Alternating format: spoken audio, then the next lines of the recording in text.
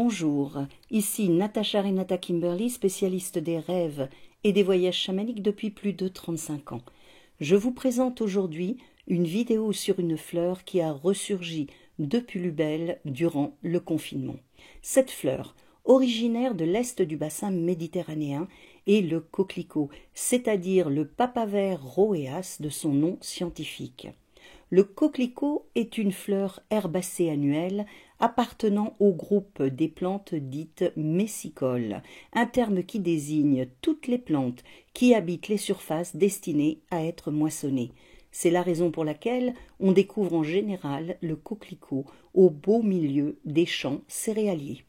Dans les pays anglo-saxons, on l'appelle d'ailleurs corn poppy, coquelicot des blés ou field poppy, coquelicot des champs. Malheureusement, l'emploi des pesticides a quasiment fait disparaître de nos champs ces plantes à fleurs uniques et fragiles qui ne supportent pas vraiment d'être cueillies.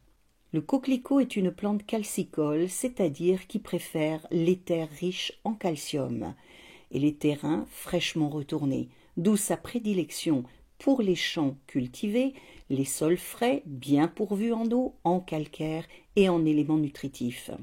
Généralement de couleur rouge vif et bien plus rarement rose ou blanc, le coquelicot peut atteindre une hauteur de 60 cm.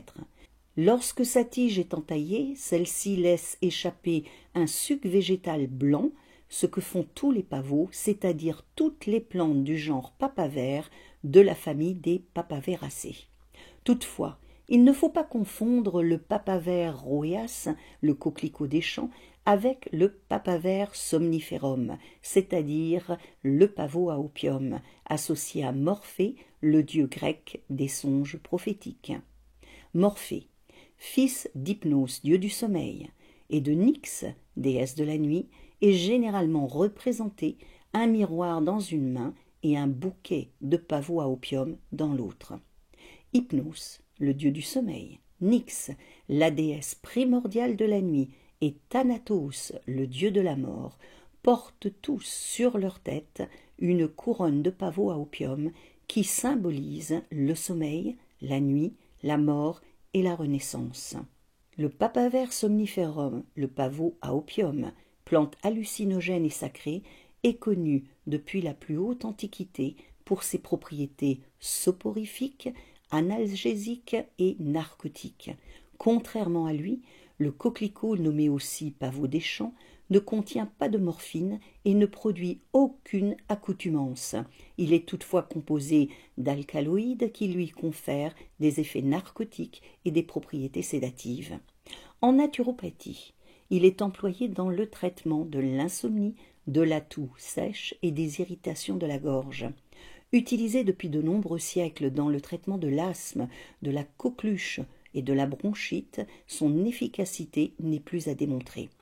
En tant que sédatif et spasmolytique, il permet d'apaiser la tachycardie, de réguler l'arythmie et de calmer les douleurs. Il aurait également des propriétés anti-inflammatoires et pourrait soulager l'arthrite, l'arthrose, le lumbago, les rhumatismes et la sciatique. Chez les enfants, il est employé pour apaiser les voies respiratoires, favoriser l'endormissement et le sommeil réparateur.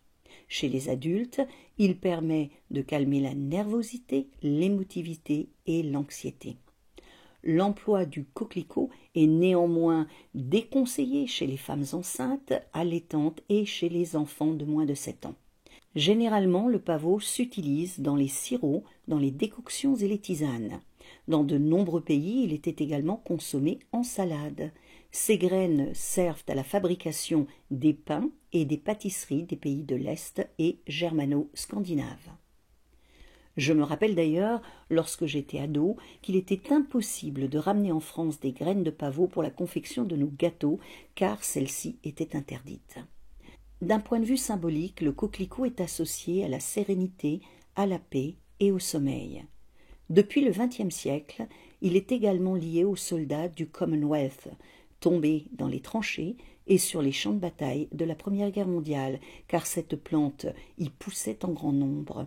Tous les pays du Commonwealth célèbrent le 11 novembre le Poppy Day le jour du coquelicot, qui rend hommage aux combattants de cette Première Guerre mondiale. Les Égyptiens de l'Antiquité avaient pour coutume, eux, d'éparpiller des pétales de coquelicot dans les tombeaux de leurs morts, afin que ceux-ci puissent bénéficier d'un sommeil éternel et paisible.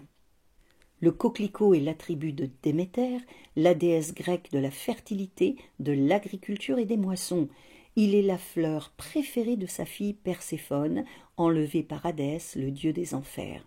Il est également dit que Morphée, inquiet de voir Déméter chercher sans relâche sa fille, lui aurait donné un bouquet de coquelicots, afin qu'elle puisse enfin s'endormir et trouver une sorte de soulagement.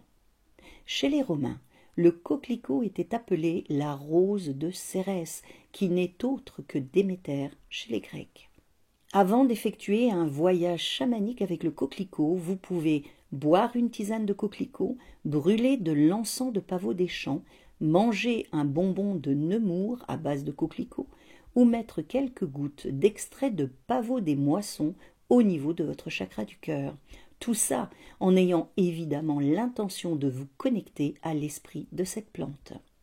Appeler le coquelicot dans votre vie et voyager avec lui vous permettra de percer les secrets des mondes invisibles, de maintenir un haut niveau d'énergie créatrice en vous tout au long de votre vie, de trouver le calme intérieur et la sérénité et de vous connecter à vos rêves et à votre monde intérieur.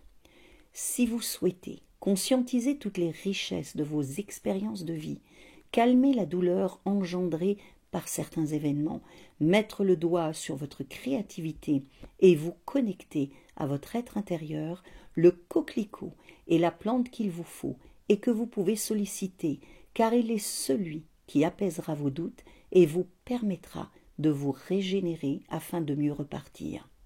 J'espère que cette vidéo vous donnera envie de voyager avec le coquelicot, l'une des plantes les plus prolifiques qui puissent exister, car un seul de ses pieds peut produire jusqu'à 50 000 graines.